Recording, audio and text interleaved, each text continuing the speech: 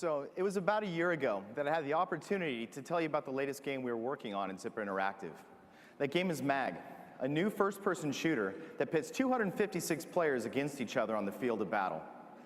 Well, here we are. It's a year later, and I'm pleased to be here again, this time with 8 other members of the Zipper team. Not just to talk about MAG, but to show you a live 256-player MAG battle. So now, before we start, I want to remind you that every action you're about to see or hear, from the distant chatter of a machine gun being fired by a developer in Seattle, to an airstrike called in by a tester in San Diego, has been triggered by a real player. Now, the battle you're about to watch is a Raven assault on a Sever fuel depot. CJ Heine, MAG's lead level designer, is acting as our squad leader today. Now, if we take a look at CJ's command network interface, you can get a feel of the scale of this battle.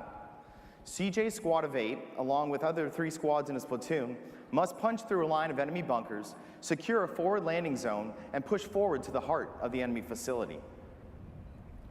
Now, if we pull back just a bit, you can see that his squad isn't alone.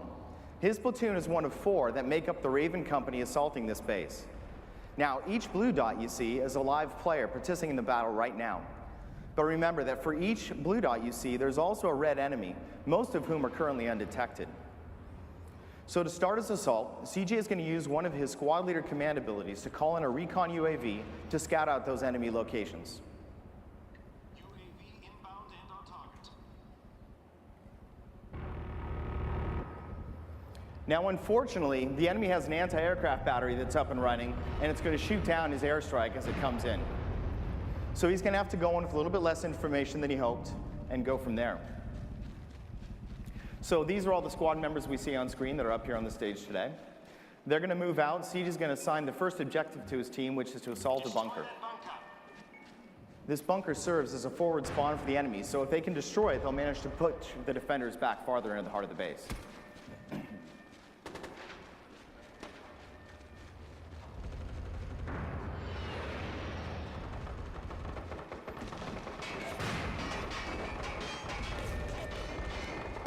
So there's the bunker in front of us. Now, as we assault, we're going to switch over and take a look at the platoon leader perspective for Ben Jones.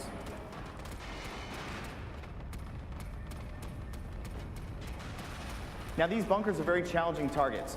They have to go in, plant a charge at the base of it. They can attack the turret on top from distance, but if they have to get in close to plant the charge and defend that charge for a period of time while the defenders try to defuse it.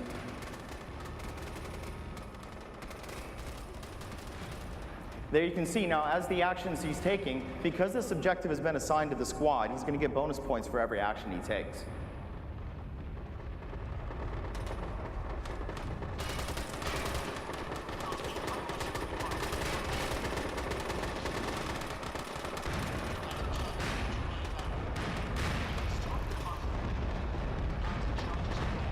So now that they've managed to destroy that bunker, it's going to push all the defenders back farther into the heart of the base.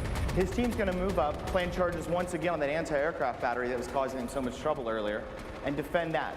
Now, taking care of this will do a couple of things, give a couple of advantages to his team. First and foremost, it will allow the commanders to call in airstrikes as they battle, but it's also going to secure this as a forward spawn point for his team, which we'll see in a moment here.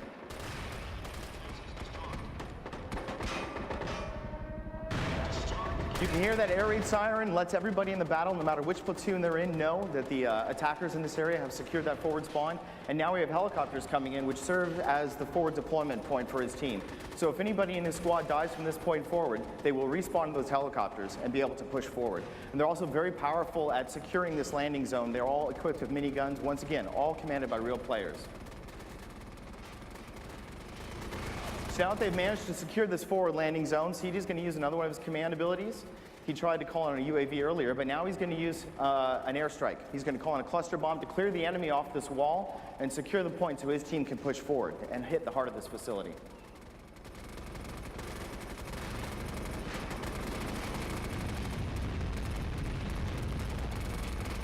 So obviously, devastating strike. It's cleared the enemy off this position. Now his team has a few moments before the enemies respawn, secure that wall again. So they're going to push in and set a foothold to push into the heart of the base where they'll link up with all 4 platoons for the final assault on this objective.